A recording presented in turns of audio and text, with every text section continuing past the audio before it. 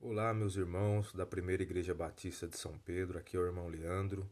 Hoje nós vamos trazer um estudo da lição de número 3, cujo tema é Consolidando Igrejas Saudáveis. O texto base está no livro de Atos, capítulo 11, do versículo 19 ao versículo 26. E eu começo fazendo uma pergunta: o que é uma igreja saudável? Então, no decorrer da lição, os irmãos vão refletindo sobre a resposta para esta pergunta. Nós dividimos aqui em alguns tópicos alguns itens que é necessário para que uma igreja se torne uma igreja saudável. Então, uma igreja saudável é aquela que cultiva as práticas espirituais. Nós temos ali no texto de Atos 11 o surgimento da igreja de Antioquia.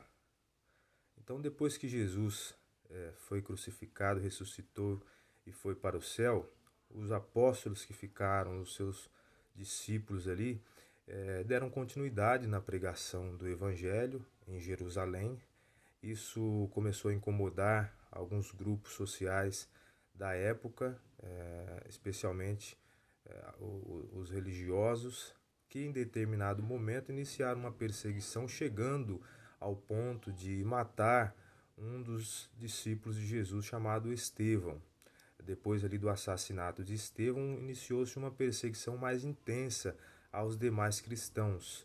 Muitos foram presos e outros que não foram presos tiveram que fugir de Jerusalém indo para outras cidades. E uma parte desses cristãos chegou à cidade de Antioquia. Por onde esses cristãos passavam, eles pregavam o evangelho de Jesus. Lá em Antioquia, uma parte desses cristãos pregaram para judeus, mas teve um outro grupo que decidiu pregar para os gentios. Os gentios eram todos aqueles que não eram judeus. E houve conversão ali no meio dos gentios. Uma parte daqueles que ouviram a palavra acabou aceitando Jesus. Então nasce em Antioquia uma igreja composta por cristãos oriundos do judaísmo e uma outra parte oriunda dali do povo gentil. Uma outra característica de uma igreja saudável é justamente dar liberdade de atuação ao Espírito Santo de Deus. É muito importante, é claro, uma igreja ser organizada. Porém, não é incomum nós vermos igrejas estabelecendo regras tão rígidas que começam então a restringir a atuação do Espírito Santo. Eu me recordo que uma vez um grupo missionário foi fazer um trabalho em uma comunidade no Rio de Janeiro e no início ali do trabalho ele já tinha um local específico para fazer o evangelismo, era um lixão. Então as pessoas saíram da base para ir para aquele lixão e andaram ali uns 20 metros, começou uma correria no bairro porque a polícia estava entrando, os traficantes estavam correndo e não era para dar continuidade, não era para o pessoal ir para o lixão. E sabiamente um daqueles irmãos que estava liderando resolveu orar. Vamos orar aqui mesmo. E oraram. E aí surgiu a ideia de não ir para o lixão e ir para uma outra parte do bairro que não estava na programação. Pois bem, os irmãos foram para o restante ali do bairro, fizeram o evangelismo e quando terminaram, havia passado o problema ali da polícia estar atrás dos traficantes e deu tempo de ir no lixão. Então, ou seja, o que era para fazer um evangelismo apenas em um lugar, acabou, por conta da ação ali do Espírito Santo de Deus, fazendo em todo o bairro. Então, esse é um exemplo de nós darmos liberdade à atuação do Espírito Santo. As pessoas poderiam simplesmente falar: olha, vamos interromper, vamos cancelar, volta todo mundo para a igreja e não vamos fazer mais o trabalho. Mas houve ali um homem sábio que decidiu orar e o Espírito Santo então agiu. Aqui no caso da igreja de Antioquia, lá no capítulo 13, versículo 2 e 3, diz assim: Enquanto adoravam o Senhor e jejuavam, disse o Espírito Santo: Separem-me Barnabé e Saulo para a obra a que tenho chamado. Então, os irmãos estavam ali orando, estavam ali jejuando, o Espírito Santo vem, se revela e dá uma determinação para que Paulo e Barnabé, Paulo que ainda era chamado de Saulo, fossem exercer uma determinada missão, um trabalho missionário. Então, é um exemplo de que aquela igreja estava dando liberdade para o Espírito Santo agir. E uma outra característica de uma igreja saudável, e também que era a característica da igreja de Antioquia, é justamente a da oração e do jejum.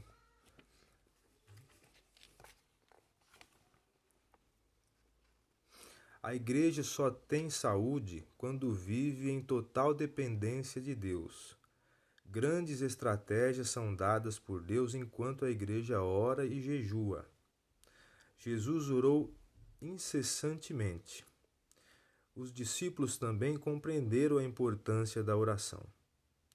O jejum e a oração faziam parte da vida da igreja de Antioquia. O livro de Atos mostra que, quando a igreja se une em oração, o céu se move em favor da igreja. Então, o texto que nós acabamos de ler aí em Atos 13:3 é um exemplo, de que os irmãos estavam orando e jejuando, e aí o Espírito Santo aparece e faz ali uma obra. Em Marcos, capítulo 1, versículo 35, é um exemplo de Jesus orando. Então, Jesus nos ensina a orar, e ele ensina não apenas falando, mas praticando. Em Marcos capítulo 1, versículo 35 diz: De madrugada, quando ainda estava escuro, Jesus levantou-se, saiu de casa e foi para um lugar deserto, onde ficou orando. Então aqui nós temos um exemplo do próprio Jesus orando, e existem diversos outros que os irmãos sabem, nós temos na palavra de Deus, e é algo que uma igreja saudável ela deve praticar, a oração, bem como o jejum. Uma igreja saudável também é uma igreja vibrante, que investe em relacionamentos saudáveis. Uma igreja com diversidade. A igreja de Antioquia, como nós já falamos, ela surgiu sendo composta por dois grupos completamente distintos. Existia até um preconceito de um para com o outro, que é os judeus e os gentios. E esses grupos eles tinham práticas particulares, peculiares, como cada um de nós. Antes de vir para Jesus, cada um tem um comportamento de vida. Uns bebem, outros fumam. E lá, no caso dos judeus, eles tinham ali a prática da circuncisão. Então, quando se unem ali juntamente com os gentios na igreja de Cristo, alguns desses judeus entendiam que os gentios deveriam ser circuncidados, que é o procedimento de cortar uma parte do órgão genital masculino. Era um procedimento ali do judaísmo. E isso gera um debate, uma discussão na igreja. Então, essa diversidade nos dias de hoje, por exemplo, é para nós refletirmos sobre a possibilidade de nós termos em nossa igreja pessoas que tinham práticas homossexuais, usuários de drogas, pessoas que viviam nas ruas, pessoas que tinham o hábito da mentira. Então, isso leva um certo tempo até as pessoas abandonarem essas práticas. E a pergunta é: será que nós vamos ter a paciência, o amor, a sabedoria para tratar dessas pessoas durante esse período de tempo em que elas estão se adequando ao Evangelho, se adaptando, abandonando as velhas práticas? Tá? Então isso já acontecia lá na igreja primitiva. Então nós não podemos nos assustar com esse tipo de problema, de questão dentro da igreja. Nós temos que ter sabedoria para resolver e para lidar com isso.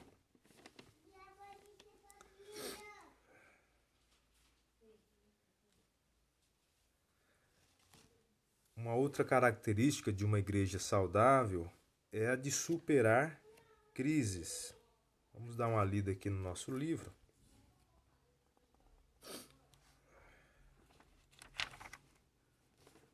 A igreja precisa estar preparada para enfrentar crises. E isso se faz pela oração, pela leitura da palavra e pela comunhão. Como temos agido na hora da crise?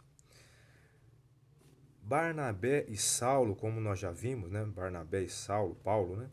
Foram escolhidos pelo próprio Espírito Santo de Deus, lá em Atos 13, 2.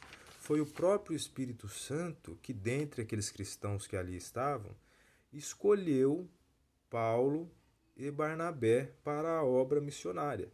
O Espírito Santo de Deus, ele não erra.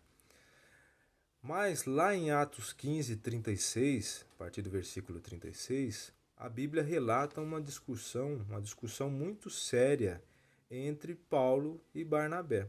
Foi uma discussão, um conflito tão sério que eles se separaram. Cada um foi pregar o evangelho para um lado. Então, crises, conflitos existem na igreja desde a sua origem.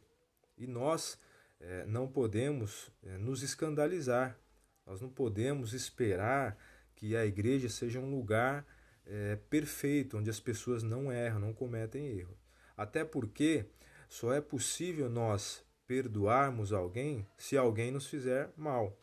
Só é possível nós pedirmos perdão para alguém se nós tivermos errado.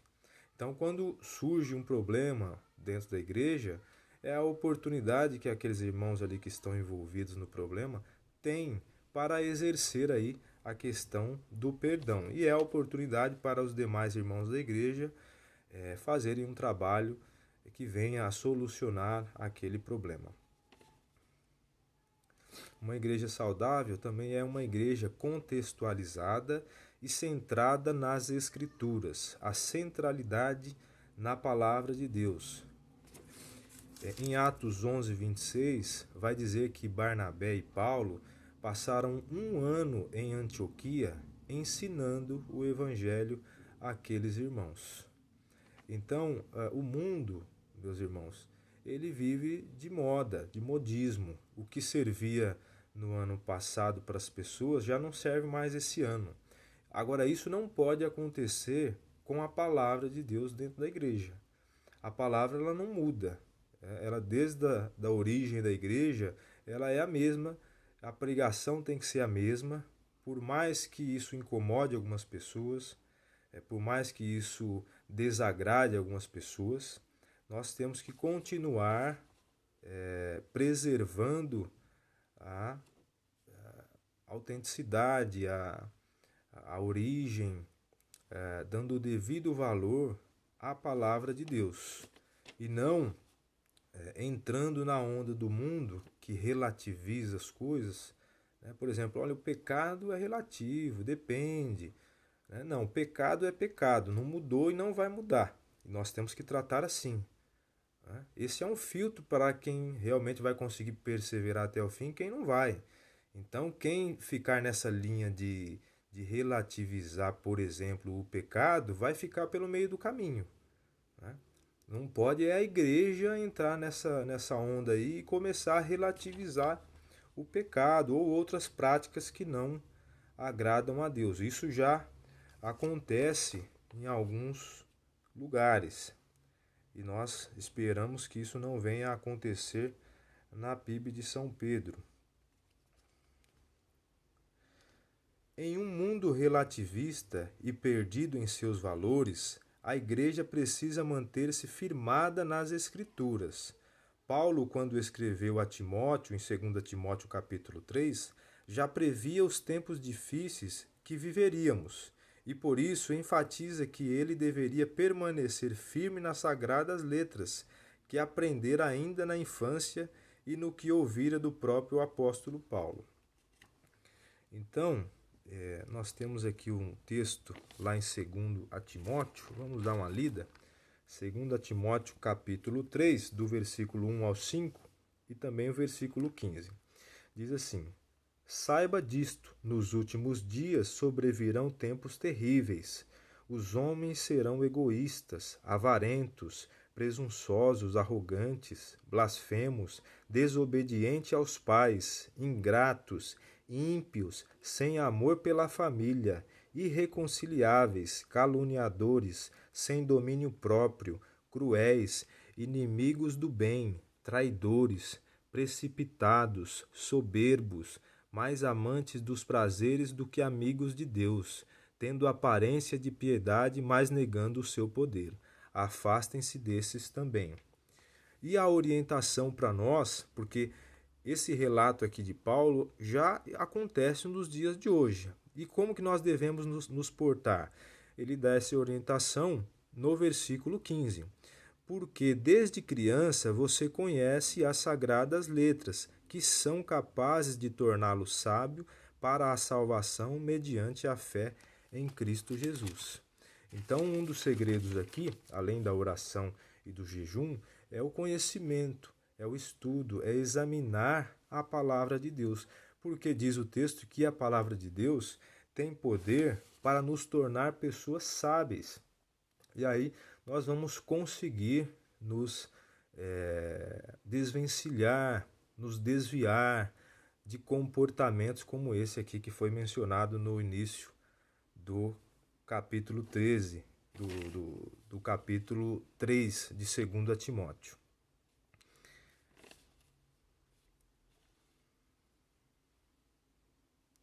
Igrejas saudáveis que influenciam a sociedade e promovem uma vida mais justa. Então, uma igreja saudável deve influenciar na sociedade e ajudar de alguma forma aqueles que necessitam. O Senhor tem um olhar especial para aqueles que sofrem. Vamos ler aqui um conteúdo relacionado a isso. No Antigo Testamento, haviam diversas normas legais que protegiam os que eram socialmente menos favorecidos.